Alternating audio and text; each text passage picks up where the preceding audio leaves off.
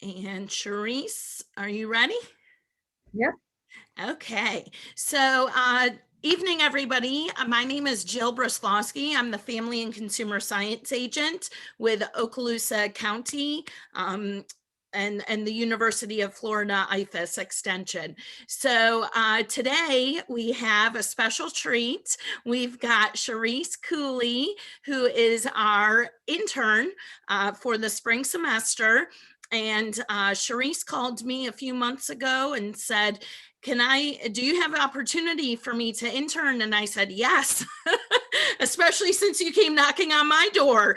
Absolutely, I do. And it's just really been a blessing, actually. But she said she was so enthusiastic about whole grains and all that she does with them. And I don't have the knowledge that she does. So I said, let's do a webinar. And she said, yes. So here we are today, right, Charisse? Yep. And we've had a day, haven't we? We've had a very full day. We went to camp today, Camp Campeche. I'm still wearing my shirt. So you guys see our shirts. Yep. So I guess Jill's already changed. Anyway, I spilled on mine, so. We taught some kids about nutrition. So today was the whole grain section of our class. So it was really awesome to teach it to kids. Now it's different because it's teaching it to adults. So I'm excited. Absolutely. So Charisse, I'm going to go ahead and turn it over to you to get going, and I'll be monitoring that chat if you have any questions. All right, I'm just trying to change the picture. There we go. All right, so welcome to Whole Grains 101. So first off, you might want to have a piece of paper handy and a pencil, pen to kind of jot down a few notes. This is going to be exciting. It'll be a lot of information condensed into this one PowerPoint, but there's a lot of great information that you might find very useful, especially during the talking about different health benefits of the different grains. So, take this minute to go and grab a piece of paper, pencil, pen, and to jot down a few notes. But this PowerPoint presentation will be on the website at the end. We will give you that information, that website, so that you can link and see all the things that are discussed on this PowerPoint today. So we're excited to learn about the grains, and let's get started. All right, so topics for today, we're going to go over just first off,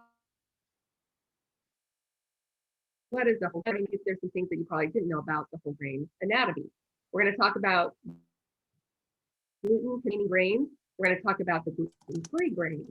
We're also going to talk about the health benefits, grain statistics and genetics. We're going to talk about dietary guidelines and the portions of the grains, how to store grains, why grind grains, which grinder to get if I wanted to start grinding, and how to cook grains. And a lot of this information is found on the wholegrainscouncil.org.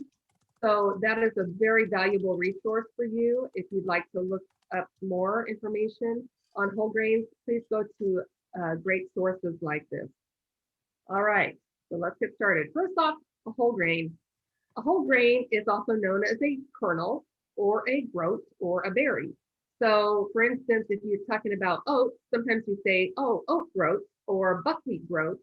Sometimes we'll talk about wheat berries or corn kernels, or, so they're intermixed. You can use it however you want, but they mean the same thing, kernel, groat, or a berry.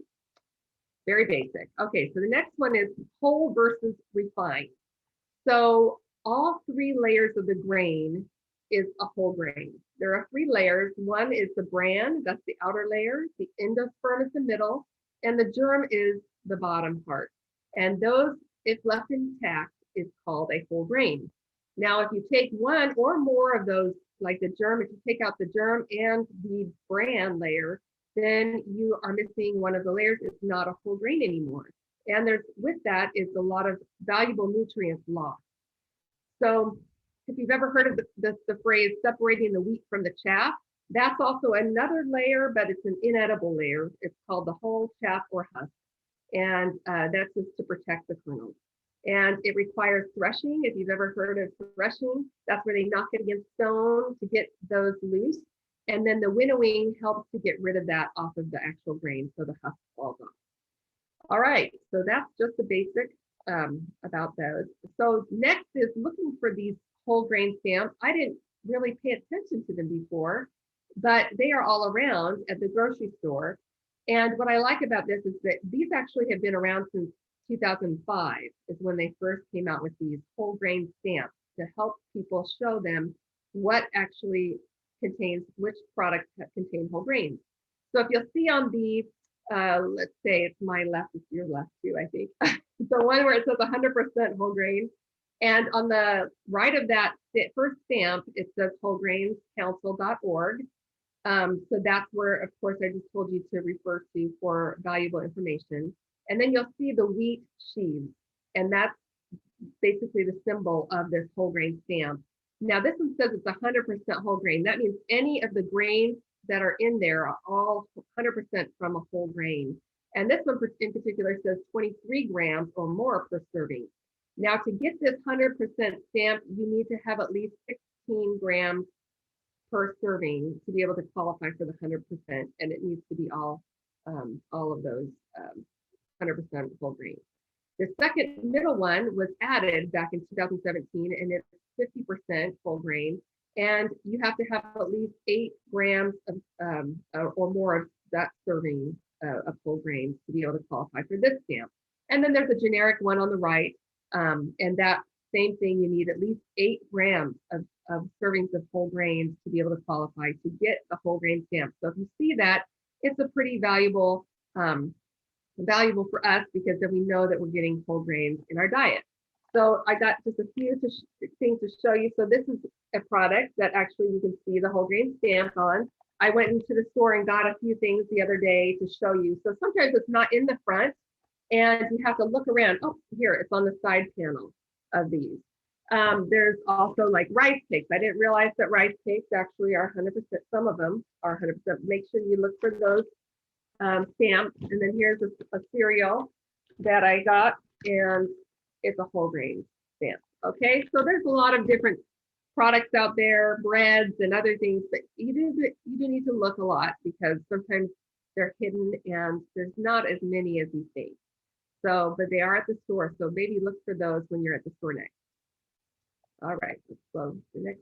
Okay, so this is, I love this because I came up with a way for kids and adults to remember the anatomy of a grain. And I was trying to rack my brain to come up with something that's catchy. So beg for more whole grains. And so you want more whole grains in your diet. So the B is for the bran, which is the outer layer. And the B for bran means that it's got essential B vitamins. So that's how you can remember B, bran and B vitamins. And it also has valuable fiber. So the fiber, of course, helping with regularity. If you're having a problem with that, then I suggest starting to implement more whole grains in your diet. You'll probably tend to be a lot more regular if you do that. Also, the E is for endosperm, which is the middle part. That's the carbohydrate. It's also where the valuable energy source that you get your grains from. And so E for energy, endosperm energy. And then the G, germ, is for good fats. There's good healthy fats in there. And also vitamin E, phytochemicals, and other antioxidants. So you're getting a lot of good things when you get all 3 of those together as a whole grain. You're getting a lot of good stuff in there. All right, so the next slide. Okay, so why did they get rid of this? Why did they start separating the grain, the parts of the grain? So back in the 1800s, they started to form this new milling technology. And with that, sometimes with technology, there's benefits, and then there's some not so good benefits. The benefit was that it made it was pretty easy to separate, and it allowed the bran and germ to be separated cheaply. But the problem was that it led to deficiencies, especially with B3, which is niacin. Niacin deficiency was starting to become popular, especially with places in the South where they were eating a lot of corn.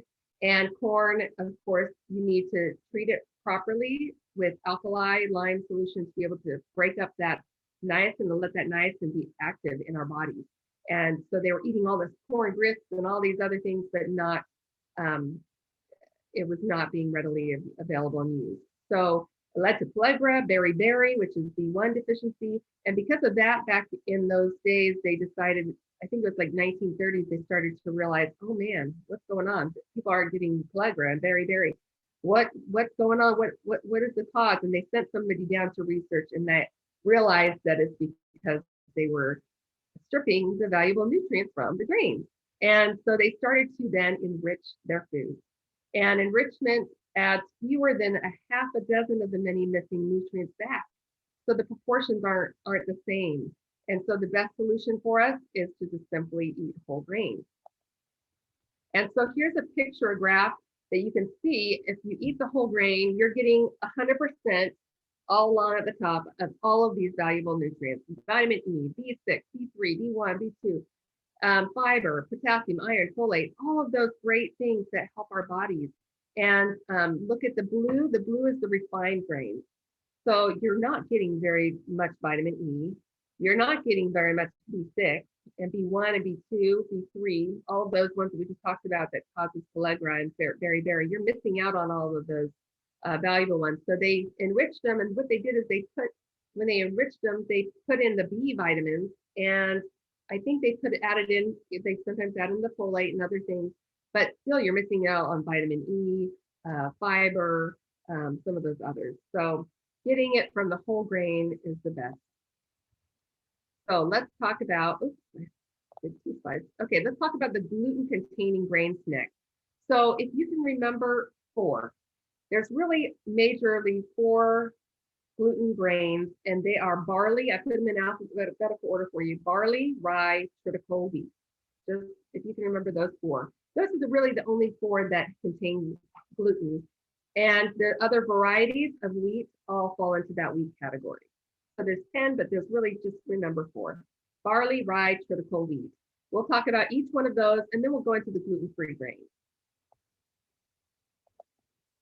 Okay, so in the top right corner, there's always a did you know? And so I want you to look at those did you knows when we go and flip from side to side. The first one is rye. Oh, wait, no, barley is the first one. Sorry, let's go back to barley. Barley. There we go. All right, can you see that, barley? Okay, did you know barley may lower cholesterol better than oat fiber? So if you're having a problem with cholesterol, high cholesterol, you're trying to control your blood sugar, barley is really great because it contains what's called beta-glucan fiber. And this is a special type of fiber only found in oats and barley to help with cholesterol, lowering cholesterol. And so if you have a problem like me with high cholesterol, implementing barley and oats into your breakfast in the morning would really benefit you. Now there's 3 different types of barley. There's hulled, pearled, and hulless. So they had hulled, and then they realized it's so hard to get the hull off. So then they started purling it, meaning that they would scrape the bran layer off. And when they scrape the bran layer off, what comes with the bran layer? It comes out all the B vitamins and the fiber. You're missing out on all that other stuff. So pearled barley is not whole grain. You want to stick with hulled or the hulless variety. And so they start making it a little easier for that hull to come off. And that's why that was created. They kind of made it a little easier. I don't know how they did that, but they were able to come up with this hulless variety of barley. So anyway, it's a little cute grain, kind of oval shaped and brown. You can see in the picture. And just remember, barley, beta-glucan fiber. And it helps with cholesterol lowering. All right, next slide, rye. So rye at the top, you can see it in the picture. It's slimmer and more elongated than wheat berries, and it does have a bluish green hue to it. And what I love about rye is that rye fiber promotes a feeling of rapid fullness, so you could get full pretty quick. With most grains, that's how it is.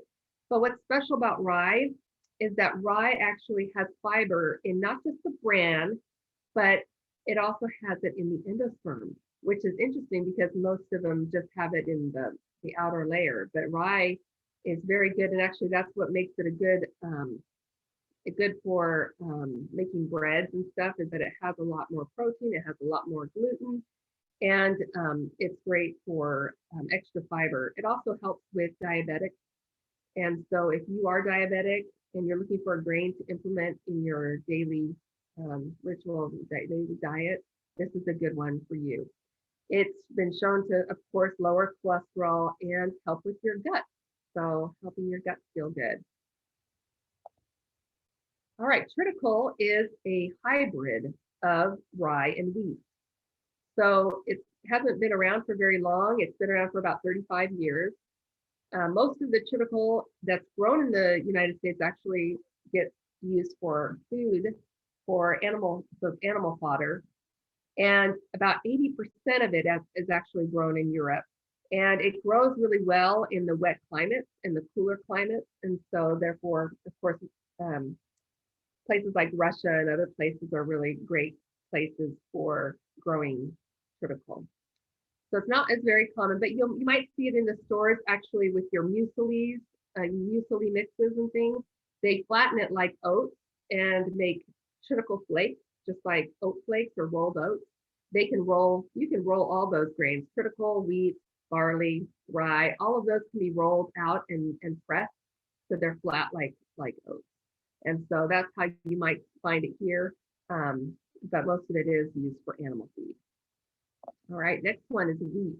Okay, so wheat, I didn't know all of this information. I thought it was very interesting. So red wheat, of course, is the most common variety, but white wheat is actually becoming more popular, especially amongst bakers like Sara Lee,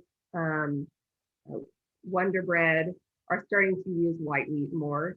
And but it mainly is in two types of wheat. So you can remember the two types of wheat is number one, durum wheat. So durum wheat, they use that to make semolina flour, but because whenever they make semolina flour, they only use the endosperm, the middle. They get off all the bran is gone, all the germ is gone, and so that is not considered a whole grain, the semolina flour.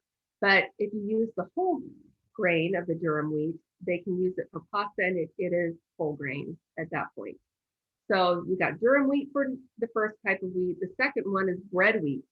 Now, bread wheat comes in three, if you can think of three different bread forms. So you've got the spring or winter wheat, you've got hard or soft, and you've got red or white varieties. The spring or winter is based on when it's planted. So if it's planted in the spring, then it's a spring wheat. If it's planted in the winter, it's a winter wheat. So spring or winter, hard or soft, and the hard or soft means that it's usually the hard has more gluten, more fiber, or more protein, and the soft is better for batters and cakes and muffins and things. But the harder is better for the bread. So bread wheat and durum wheat, those are the two main types of wheat. Now there's different types of wheat under that category that is how you prepare the durum wheat. So there's bulgur and freekeh. I'd never heard of freekeh before. I actually have it here. Get it for you. So this is my freekeh. I've never tried it actually. I'm really excited to try it. I just bought just a small amount so I can start implementing that grain because I've implemented all of them except freekeh. Freekeh is a durum wheat that they harvest it when it's early and young and green, and then they roast it and rub it, and it kind of gives off a smoky like flavor is what they say. So I will test it and see and maybe get back with you, or if you want to let me know. And did you try that, Sharice? I'll let you know when I try it and what I think, or you can try it yourself. And so that one is a durum wheat, but it's harvested young. Bulgur is a durum wheat that's been cleaned, boiled, and dried. So they dry it and it becomes kind of a different texture, and they use that to make pastas and things. So those are the different types of durum wheat and bread wheat, and then you've got bulgur and freekeh down in that category of durum wheat. All right. Now let's talk about the wheat varieties. There are four main wheat varieties that we're going to talk about today. The first one being einkorn, then farro, then corazon, and spelt. And so these are still under the gluten-containing grains. We're going to talk about einkorn. So einkorn I just tried for the first time a couple months ago, and it is actually said to be one of the most ancient of wheat varieties that you can buy. It is, if you see in the picture, it doesn't have a crease down the middle. It's more flattened. And what I did is I cooked it up like I normally cook my grains in my rice cooker. And so I cooked it up and I sprinkled it on top of a salad, and it worked out really yummy. It was great. I'm excited to implement that one more in my diet. And so it's said to have been relatively untouched with hybridization, and it's harder to thresh, and so that's why it was said to have been abandoned. And but it is still, you can still find it today. You'll have to look probably online or in specialty stores for that one. All right, the next one is farro. This one's my favorite. It's also called emmer. So if you've heard of emmer or farro, they're the same thing. It looks similar to barley, but more plump, and it does have a nice chewy texture. I just love the texture. That's what I love most about this grain. The flavor is mild. It's nice. And what I like to do with my farro is I cook it up in my rice cooker, and I put some pesto after it cools a little bit. I'll put some pesto, stir it up. We put that at the bottom of our bowl, and then we'll cook up some chicken with some Greek seasoning and just pan fry it, and then cut that up into strips, put that on top of the farro, and then we'll pile on our tzatziki sauce and tomatoes and bell peppers and onions and olives and feta cheese, and have this big Mediterranean bowl. And my kids love it. I love it. That's our favorite way. And that recipe is on the website if you would like to look for that recipe and try it. But farro is, and my friend also said it's her favorite too. So, all right, let's go to corazon. So corazon is my second favorite.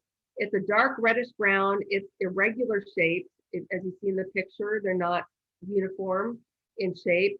They are pretty large too compared to red wheat.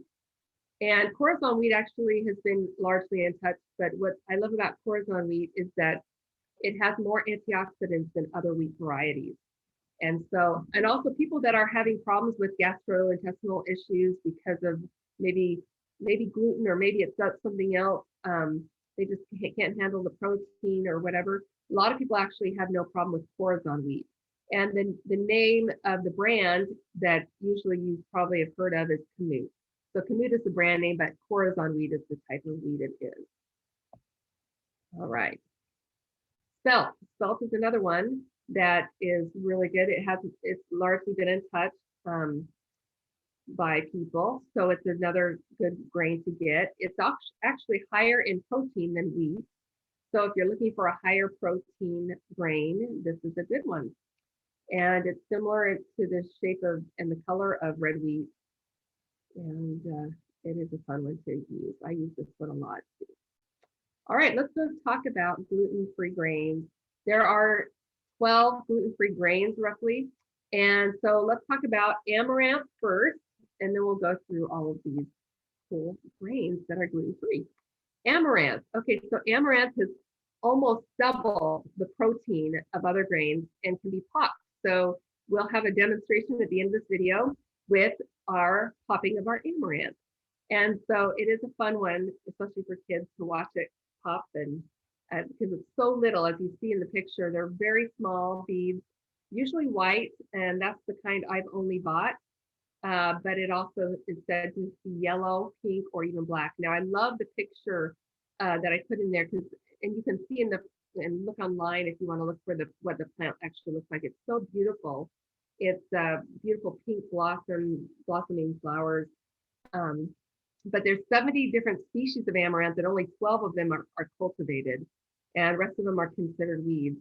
But it is a pseudo cereal, so it is not a true grain, but it is a dicot. So the other grains we talked about, the gluten-containing grains like barley, rye, triticale wheat, all of those are called monocots. They come from a grass. Now, amaranth is coming from it's called a dicot. It comes from a broadleaf plant. The seeds do. So that is why it's not a true grain, but it acts like a grain. And so we do consider it a grain for that reason. It is a complete protein. So what I love about that is our bodies need there's 20 amino acids. So there's 11 of them our bodies can make on their own, but 9 of them we have to get from, of course, the food sources that we eat. And so amaranth completes and has all those 9 essential ones that our body needs. And that's what I love about amaranth is even though it's so small of a grain, it packs a powerful punch. So if you want to try something that's really great, it also is good for anti-inflammatory cancer preventative benefits, called lunasin. And so that's what another great benefit of amaranth. All right, next one is buckwheat, which is also not a true grain. It's actually a cousin of rhubarb. And but it is a complete protein like amaranth. So here's another one, amaranth, buckwheat. And I love buckwheat. I use buckwheat to grind. I grind it with all my other grains to make my flour, my regular flour. So I'll always put a cup of this grain, a cup of usually kamut or spelt. I'll put a cup of millet and barley. And anyway, those are the regular ones that I'll do to make my ground flour. But I love it because it's got this little heart shape. It's a triangular shape, and the color is grayish green. But what I love about buckwheat is that it tolerates poor soil. It grows really well without chemical pesticides. So if you're looking for a grain that they don't use pesticides, probably this one is a good one. It has what's called rutin, which helps with circulation. It also helps prevent LDL cholesterol blockages. And it also is great for, of course, satiety, which I talked about with rye. So rye and buckwheat are great for filling you up full and quicker. And what I love about this one as well, you can tell I love this grain, is that it has prebiotic benefits. So as we know, probiotics we get from yogurt, kefir, sauerkraut, kimchi. Those are great probiotics. That means it has good bacteria to help you when you ingest it, and it gets your flora going really good. So prebiotics actually help to feed that good bacteria. So once you ingest buckwheat, it will go in there and help the good bacteria to flourish. So it has a good environment, and that's what I love about buckwheat too. So a lot of good benefits for buckwheat. Corn. Okay, so corn, you might not know this, but corn, there's 3 different types of corn. And yes, corn on the cob is one of them. So sweet corn on the cob, and so it is considered a grain and a vegetable for that reason, because corn on the cob is the vegetable part. And then you've got also flint corn, which is what we call popcorn. And then you have what's called field corn or dent corn. And what happens with field corn is that it sits in unharvested yet and it dries out. So they wait till it dries out and then it forms this little dent. And that's what they use to make hominy, cornmeal, corn grits, and all of those other products. It's also used for, it's used for animal feed and also ethanol and sweeteners. And of course, like I told you before about the berry, and pellagra, they need to be treated. Corn needs to be treated with alkali to liberate that niacin. And but the Latin cultures, of course, have learned how to do that, and they complement the corn with making sure they eat it with beans so that they've got that complementary amount of all the amino acids their body needs to create protein. And oh, one more thing. Did you know? Sorry, let me go back to that. Did you know? Okay, go back. Corn has the highest level of antioxidants of any grain or vegetable, and 2 times that of apples. So that was one thing I did not know. So lots of antioxidants in corn, another added benefit. All right, fonio. This one, as you see how small it is with that wooden spoon in that picture, it's very small. It's actually the world's best tasting cereal. And I don't know who said that because my kids don't like it. So it might not be very tasty to kids, but I enjoy it. I think it's very good. It's not as good as they like cream of wheat, of course, better. But it is a fairly mild and good cereal, and you're getting a whole grain. So it is produced in West Africa, and it's susceptible. And the reason why it's so great in Africa is it's less susceptible to pests during their storing it. So it's a great grain in Africa to use. All right, quinoa. Quinoa is a member of the quinoa family. So quinoa, you can remember that. This one is a round, very tiny auburn brown seed, and it originates in Peru or Bolivia, and is one of the smallest grains in the world. We'll talk about another one that's even smaller than this one, but this one is very, very small. It's high in antioxidant quercetin, And so you'll find quercetin in like cherries, broccoli, grapes, citrus fruits, and other fruits and vegetables. Um, and it's protective against tissue injury if you have any drug toxicities. So quercetin, quinoa has quercetin. And I did make it, I cooked it up and I put it and I sprinkled it on top of my oatmeal. So I don't know if you want to just try it plain or if you just cook up maybe a cup at a time and sprinkle it on top of your other porridge or cereal, hot cereal, then you're getting all these other benefits like quercetin as well. So next one is oats. And you probably know all about oats already, but of course, oats, just like barley, has the beta glucan fiber, which helps with lowering cholesterol. Oats also contain polyphenols. They're antioxidants, they're anti-itching and anti-inflammatory properties that you find in skincare products. They help reduce effects of chronic inflammation. Now, when we think of oats, we think of regular oats, quick oats, instant oats, and the more it's flattened and steamed, the quicker they cook. But if you do want to try a nuttier where they just use a steel blade to cut them, that's called steel cut oats or Irish or Scottish oats. I personally don't like to buy the steel cut oats because once you cut it, you're opening it up to the dangers of oxygenation, and they spoil quicker once they unlock that grain gets unlocked. So I like to buy the whole oat. Or if you're going to have oatmeal, just buy a small amount and use it quickly, and so it doesn't get bad. All right. All right, millet is a small, round, white, yellow, or gray or red grain. And millet, approximately 97% is produced in Asia and Africa. So in Africa, my son was there for 2 years, and he got to be taught how to make roti. And so roti is just these little round tortillas, kind of like our flour tortillas, and they use millet to make those in India. And so that's kind of a primary staple in India, and Jacob really enjoyed making that. It's high in protein and antioxidants, which can help control blood sugar and cholesterol. So again, this millet, just like rye, is good for diabetics, and also buckwheat too. Great for diabetics. All right, quinoa. Yes, you pronounce it quinoa. And quinoa is not a true grain, again. So quinoa, amaranth, buckwheat, they're not true grains. It's a member of the goosefoot family, along with Swiss chard and spinach. And they're kind of a more flat grain, similar in appearance to sesame seeds. They come in other colors besides this, red, purple, and black as well. And they, as you see in the picture, it's a really pretty plant, kind of like amaranth, really pretty pinkish purple colors, and really pretty on the plant. It's very difficult to harvest this, and so therefore it's more expensive.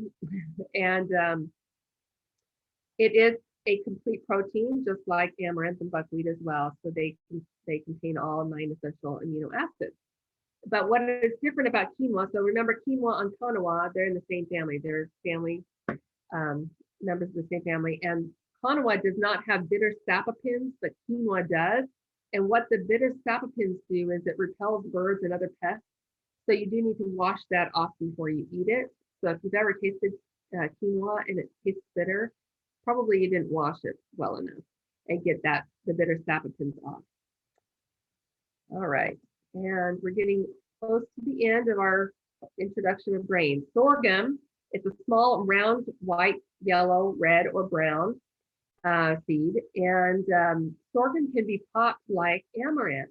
So this was my second favorite one to pop. I popped wild rice, sorghum, millet. Millet doesn't pop up or anything fun like amaranth and sorghum. So these are my 2 favorites to pop besides popcorn. And but sorghum is grown in the U.S. from the Dakotas all the way down to Texas. It's called the sorghum belt. And it actually at one time was the #1 table sweetener in the United States. And so because it was crushed, the stalk was very sweet and sugary. So that's how they got the table sweetener, sorghum sweetener. but it's not done that as, they don't do that as much anymore. So teff. Teff, like I told you earlier, teff is the world's smallest grain, close to Kanawa, but this one's even smaller. And it's a little bit more elongated than the Kanawa. And the name teff comes from tefa, meaning lost in the Ethiopian language of Amharic.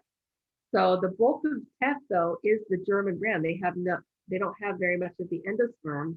So because of that, it's got a lot of, it doesn't have the carbohydrates as much, but it's really known for its calcium content. Very high, in fact, by a large margin, they said. It beats all the other grains in calcium.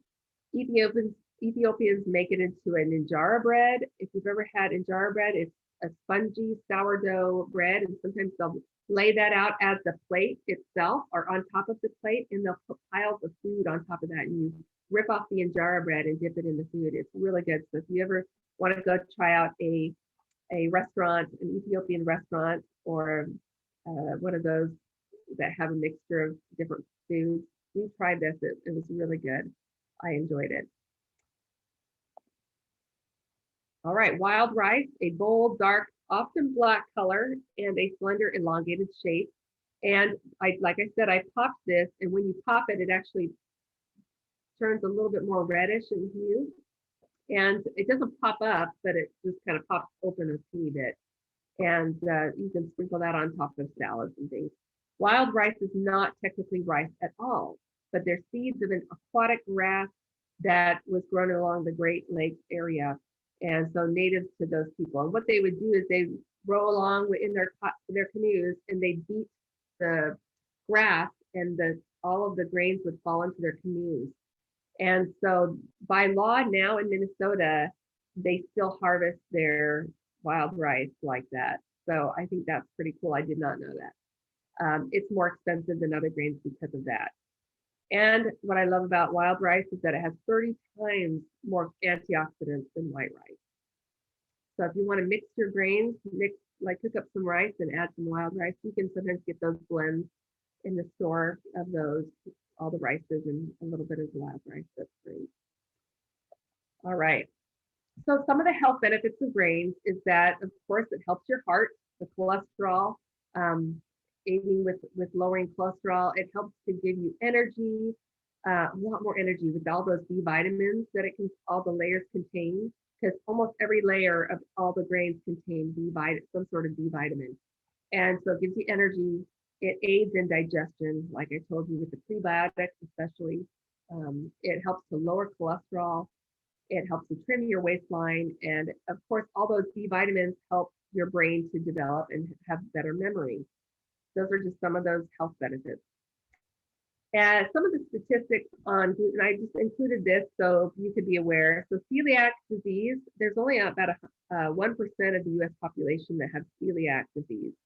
There's about 6% with gluten sensitivity or intolerant people. Now, some people say, there's so many options to buy gluten-free of everything. So people that aren't even gluten sensitive are buying all these products. They said that there's like huge amounts, but there's only the 6% that we're catering not only to them, we're catering to everybody, because they're afraid to try the grains that have gluten.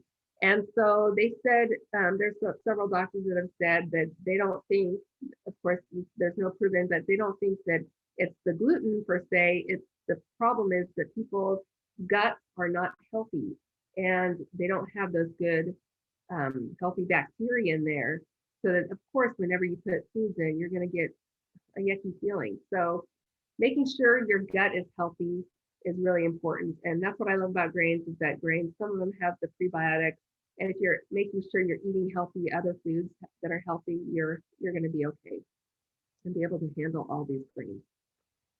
Okay, so grains and genetics. So this is something I didn't know, that different wheat equals different number of chromosomes. So studies show that older wheat varieties with fewer chromosomes have lower levels of gliadin. And this is thought to have been the cause of some of this sensitivity. And so if you look at the ones on the right, einkorn has 14 chromosomes. It's called a diploid wheat. And so they're saying that because it has fewer chromosomes than, let's say, spelt at the bottom, spelt has 42, and also bread wheat, that maybe that could be the cause of some of that sensitivity as well. And so that's why I say try different grains. Maybe einkorn or corazon or farro might be a good substitute for people that might have a little sensitivity. But there's a lot of options, or just sticking with gluten-free grains. But I thought this was very interesting. So dietary guidelines, first off, Americans, only about 40%, actually over 40% of Americans never eat whole grains. And that's almost half of our population. That's pretty staggering to me that not a lot of people are eating these whole grains that are so beneficial for us.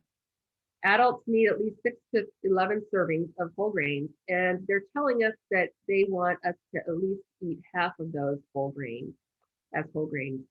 I think the more the better. So I'm shooting for 6 to 11 of whole grains. But of course, if you fail and come short of that, that's fine. Trying to at least implement half of your grains being whole grains is really important.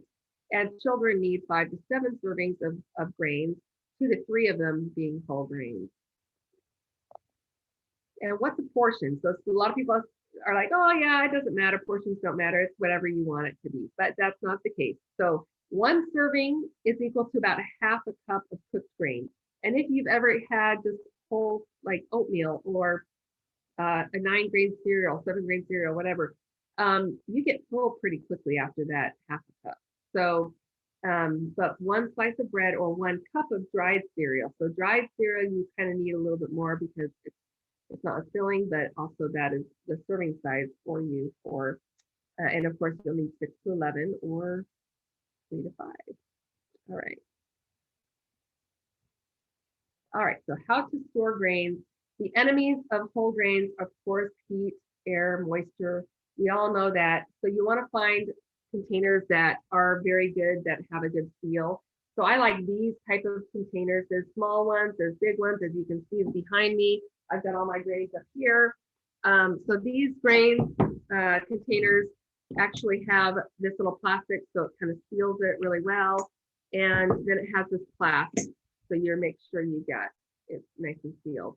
You want to make sure it's sealed. You can store whole grains for up to for about 6 months on a cool, dry pantry shelf, or up to a year in these storage containers in the fridge or freezer.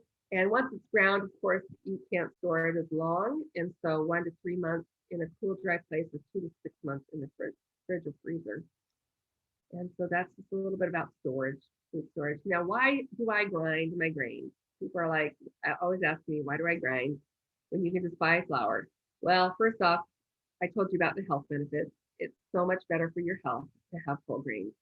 And thrift, it's very thrifty. And you save some money by buying in bulk. I buy bulk and then I put them in buckets and I store them in first in my freezer, and then I take them and put them in buckets and store them in my food storage room in a cool area. And but it's also because I have a big family, so I buy in bulk for that reason. Now, if you're just 1 or 2 of you, then maybe these containers will work really good for you. You can also store them in a medium-sized bag in the freezer and just pull it out when you need it and put it just a little bit in the container. But anyway, it's great for thrift, emergency preparedness. So in case of an emergency, I have a hand crank grinder that I use for that. And so those are just some benefits to grinding. How to cook grains? Well, it's pretty simple, similar to cooking rice. You put the dry grain in a pan with water or a broth if it's going to be a savory dish. Bring it to a boil, simmer until the liquid is all absorbed. Or I use my rice cooker to use most, and you can use it on a whole grain setting, or you'll have to play around. Some of your rice cookers might explain how to do other grains. Quinoa, I don't like to do it on a whole grain setting because it cooks quickly. So I like to put that on a white rice cooking setting so it cooks quicker. And so yeah, just play around, but making sure that this is kind of gives you a basic direction of how to cook it. Grains can vary, of course, on the time and the age of the grain. And so tasting it always helps. And okay, so eat more for a healthy life. And So after we watch this, or we're going to watch a video first, and then we're going to try to write them down, some of your goals that you might have. We're going to watch a video if I can get that up. Bear with me. Okay, where's my video?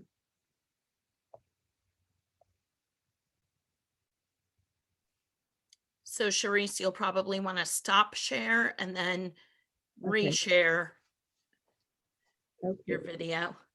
I'm bringing it up. Perfect. All right. Can you all see that? And I'm going to come over here to this hand crank grinder. Nope, we can't see it, Sharice. Okay. Try hit share screen again. Oh, here it is. Okay, here we go. I'm sharing it. I got it. Perfect. There. Everybody can see that, right, Jill? Let's open this up.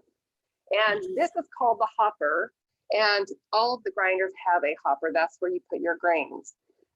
This little knob adjusts the coarseness or the fineness of your grind. And the thing that I like about this is that it attaches to the counter, any counter right here. And you want to make sure it's sturdy so that when you're grinding, it's not like gonna fall over. So really make sure that this is secure. There's some that are actually made with an airplane aluminum that are really, really sturdy. And so that's a great one. You can go online and look at all the varieties. They've actually had some videos, YouTube videos that show how the better grinders versus the other not so good grinders. But this is the one I bought when I was newlywed, young little kids, and I was just getting started grinding. And I wanted something that I could use when electricity goes out, because these ones are electrical. So this one is a great one for emergency purposes. In case of hurricane here in Florida, you've got a way to still grind the grains that you need. So, okay, so we're gonna start putting the grains in the hoppers. And this one is one of my favorite grains, Corazon wheat. Okay, so I'm just putting a few in there. I like to have this one on a coarse grind because I know my grinder now. Now that I've had it for many years, I know that this one is a great one for my 7-grain cereal, which is right here. And I like to, once I grind this, I store it in the freezer, and I've got my cracked grains cereal already mixed up and ready to go. So we're gonna just start grinding, and I'm gonna show you kind of the coarseness and how easy it is. It's really not that hard, but it does give you a little bit of a workout in your arm, but it's not a bad workout. So this is what it takes, and see how there's not very much coming out. If I want, I can go a little faster, grind a little faster, and it will come out a little faster, but it does take a little effort. Okay, so let's grind a little bit more. I'm not quite done grinding. See, so it does take a while. And as you see, it kind of sometimes gets stuck. So I like to sometimes shake that. There you go. Now it's coming again. I won't grind them all, but I'm going to come and close up. Come a little closer. So here you go. You got the coarseness that I like for a 7-grain cereal. If you want it even more coarse, you can do it coarser than this. Okay, let's talk about the hand grinder benefits. So one of them that I love is that it's more quiet. As you heard, I can still crank the grinder as I'm talking to you, and you can hear me. Okay, so the next one is that it's pretty cheap. So this one, I think back in 2004 or 3 when I bought this, it was about $80, $90, so less than $100. You can now get them between $25 and all the way up to $500.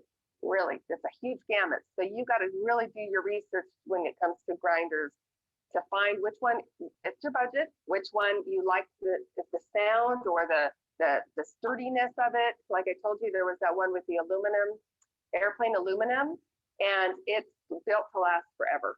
So there's just a lot of different pros and cons. This one also has easy to adjust settings. So like I told you, it was just this knob, and you just quickly put this together really fast. Like you put this base on, then you put this on, and then the hopper, and then the handle. So it's really quick and easy to put together and assemble, and use the adjustments knobs, and then also in emergency. So that's one of the reasons why I love this. All right, we're going to talk about this grinder next. It is one that I've had for years. It's a really good one. I really have loved it. So here's the hopper, like I said, but what's great about this one is you pull this drawer out like this. This is a 20 to 22 cup capacity. Let's talk about some of the benefits. The large capacity, of course, hopper was really important for me when I have 5 children. So if you have the large family and you're grinding a lot, that is also a benefit. You just pour it all in at the same time. You can be doing things in your kitchen while it's going. And then when you hear that high speed, then you can say, oh, it's almost done, and go right over to it. So it's great for that. Large hopper and large of this capacity. Easy settings. The settings are really nice because you can actually see what the settings are. So that's kind of a benefit. And also this one is a grinder of popcorn. Now, some grinders do not grind popcorn. So if you are looking to grind popcorn, because of the steel blades, you can grind popcorn and make cornmeal. All right, so here is my third grinder. Now this is my newest grinder. I'm not as familiar with this one yet, but I'm really excited to get to know this one better. So like I said, I had these for years and years and years. This has just been a couple of months, but I do like certain aspects of this grinder. The one I don't is that it doesn't do popcorn. That's why I kept my other one. So because this has 2 stones rubbing together, and popcorn is such a hard kernel, you will break the stone, like it will ruin your stones. So don't do popcorn and grind it in this one. But I love the fact that it comes with a little book, a little cookbook, to help you so that you can kind of get excited. I've already tried a few from that cookbook. And what I like about this one is that it looks attractive, and that's why I liked it, because I wanted something smaller than this one, and I wanted something that was square that could lean up against my countertop or my backsplash in my kitchen. And I love the fact that this little spigot makes it so that you can quickly just put your bowl here, grind, and start with your recipe. And it's a fresh flour, and that's the reason why I got this one. Now the hopper is a little smaller, so take that lid off, and here's the hopper. Let me tilt this so you can see the hopper inside here. So this is the adjustment settings. So it's a little floury, but the coarseness, you untwist it like this and it gets coarser. Or if you want a fine grind, you do it like this and you do it as tight as you can, and that will get the fine grind. I don't like right now the fact that it doesn't have the coarse versus fine little things on it to say this is what it is. So it doesn't show me like this one. I can set it exactly to what I want. So I'm not a fan of that yet. I've got to get adjusted to that. But I do like the fact that it's a little quieter in my opinion, but we're going to see, and you can judge for yourself. And so what we're going to do is, with this one, we don't put the grains in, I've learned, until you set the settings, and then you turn it on. Then you put the grains in. So let's try it. Put the bowl here, and we're going to turn this on. I'm going to adjust the setting. That's more fine. Okay. So now it's more noisy because I'm doing a fine grind.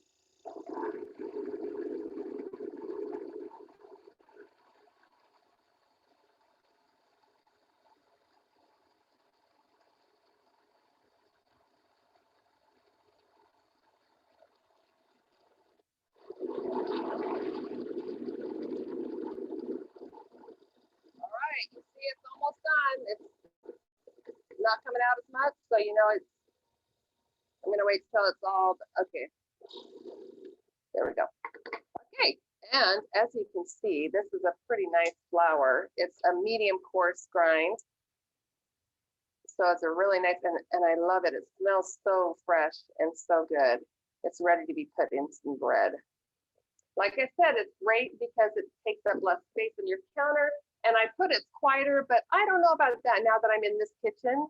It sounded quieter at home than it does here. So I'm wondering if I don't know if it's the echo in this kitchen or not.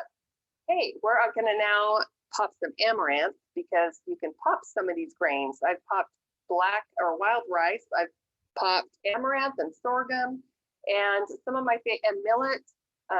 I like to pop amaranth and my kids like to pop amaranth because it's kind of fun. So I'm gonna demonstrate how to do that. All right, we're gonna pop some amaranth. First, put a little oil on a paper towel. And I'm just gonna, you do not want oil in there, just sitting in there for amaranth. It's not like other popcorn and things like that. So just barely enough to just make it so it doesn't stick to the bottom of the pan. So next, we're going to turn the heat on and we're gonna put it to a medium setting, medium to medium high, maybe about 6 on your settings. And we're gonna let that heat up for a few minutes and then we'll come back.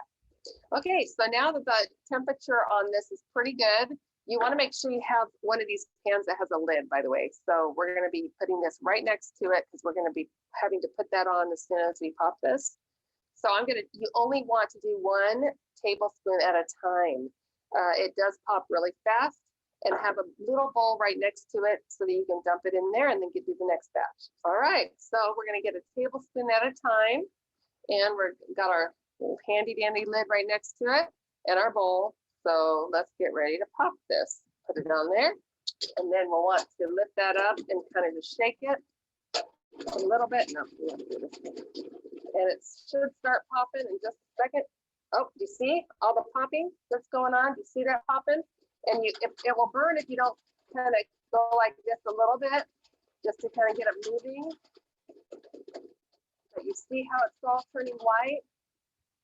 All right, let's show you. See that? It's all popping like that. Isn't that cool? And it does pop out of there if you're not careful. So, and then we'll just go like this and shake it into the pan. But see, you do need a little oil, and it's already sticking. Okay, there you have some popped amaranth. I did a recipe the other day, and it was a yummy blueberry coffee cake, and it was delicious, and it called for a half a cup of popped amaranth. So it works really good with your other grains if you want to do a muffin or a coffee cake, or if you want to put this on top of salads.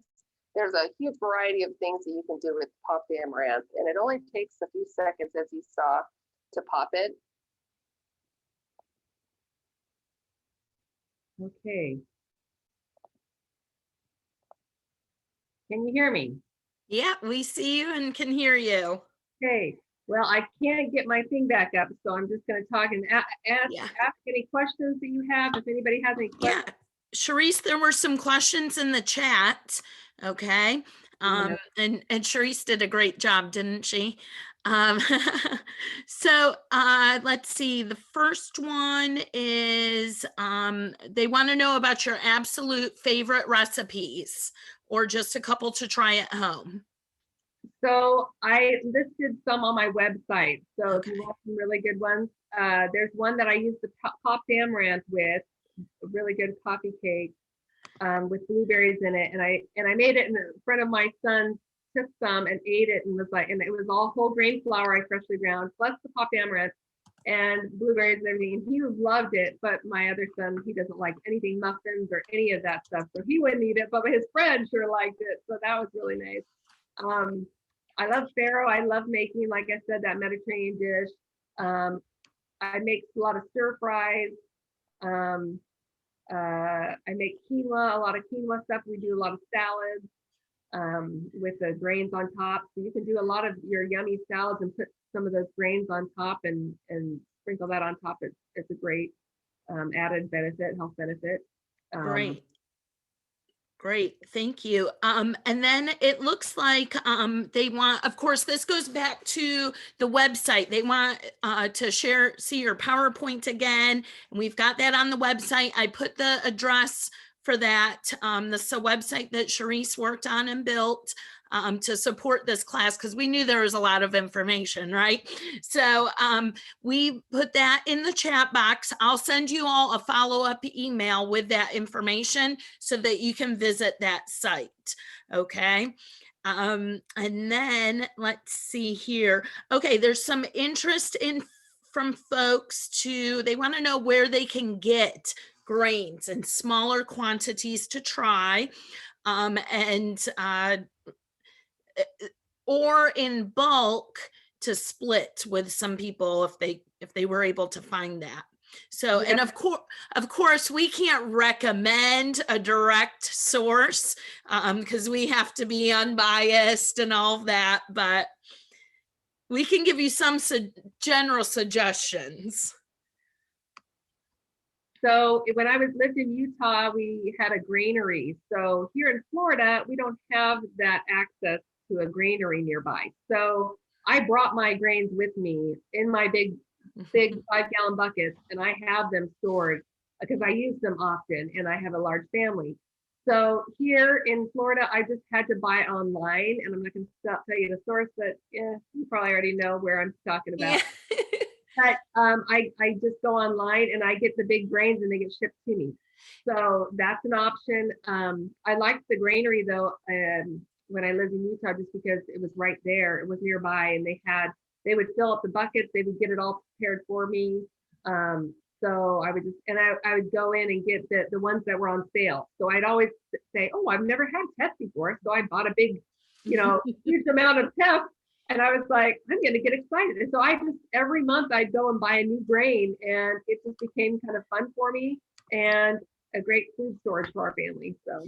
Yeah, and then I think the idea of sharing with either friends or finding, a group to maybe go in on is great. But I don't think that people realize that sometimes you can talk to like store managers, especially your local stores, and say, hey, could you look into carrying some of this? I'd be interested, that kind of thing. So. And you can go to specialty stores too, like, your nearby grocery store. They do have stuff in the different sections, like maybe the the foreign foods and stuff. Sometimes they have some of those other grains that you don't normally find. Yeah, very good. And let's see here. Steve and Charlotte say that they learned a lot today. Great presentation. Wendy says she loves the grinders, especially the wood grain one. That one's so pretty. That was my birthday present. I told my husband, I want a pretty one that I don't have to keep pulling in and out, out. And so I love that one because the spigot is just so quick to access. It makes it easy. Yeah. Angela also likes the PowerPoint, and she said she didn't realize that you could pop more grains, and really, to me, thinking about it, it doesn't have to be all or nothing. You really can mix those grains up, have some fun. And I know, Sharice, just from today and meeting your son Luke, and that I know that you let them have fun in the kitchen and experiment with these things. So it's really pretty cool. Yeah, Papa Amaranth, I think, is his favorite, Luke's favorite. Yeah. And I tell you, she had kids grinding using those grinders today. They had so much fun watching it come out of that spigot. There was they loved it. Silence, and they were just watching that come out, like, oh, and then they said, that's flour. And it's like, you didn't even know that you could make your own flour. Yeah. Very good. I think I've got all of the questions. I did list the Chantel says she makes her kids grind for a timeout. That works great. I like that. It's a lot of hard work doing it, the hand grinder one. It is. Let's see here. Other folks have said they wanted to get a grinder, and this has helped them. Megan is going to experiment more with grain. She just pulled some millet out of her pantry she forgot about. So very good. Um, that's awesome. If you have any more questions, continue to write them in, or if you have a story about grains or your favorite recipe, feel free to say that now. We're about to get wrapped up, but I do have, Ask me more questions. I like yeah. so go ahead. Yeah, I do have, please, a survey for you all to take that Sharice has developed. And if you could all answer that survey, I put that in the chat box. I'll follow up with an email as well. But if you could take a few minutes and answer that survey about what you learned from this webinar, and maybe your intentions for incorporating whole grains, that would be really helpful to Sharice and I. And like I said, if you have any comments or whatnot, feel free to speak now. Unmute yourself. Yeah, unmute yourself. We love to hear from folks. I just wanted to say, great job, Sharice, and it's so good to see you. He was my professor. Yeah. Yeah. And I Right. realize it's been a long time since I've seen you. Your hair is so long. I know I had to put it up like this all day from Yeah. with the kids. Yeah, but your I mean, your knowledge and your enthusiasm and your passion just really shines through. And it's great that you have all that personal experience that you can bring to the table too. So great job. Literally to the table. Yeah. Yeah. Thanks. Thanks for sharing this with us. We appreciate it.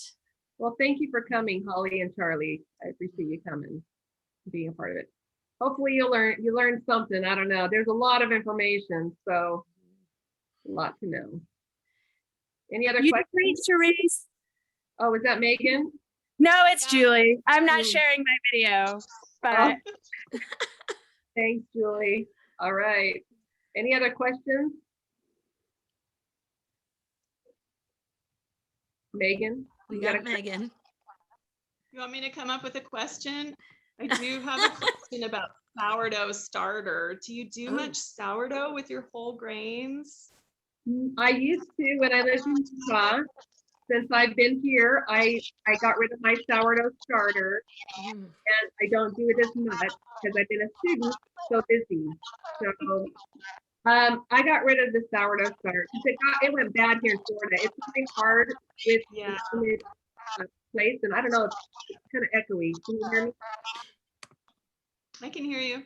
You can hear me? Okay, yeah. So here in Florida with the humidity and the heat, it's really hard sourdough start.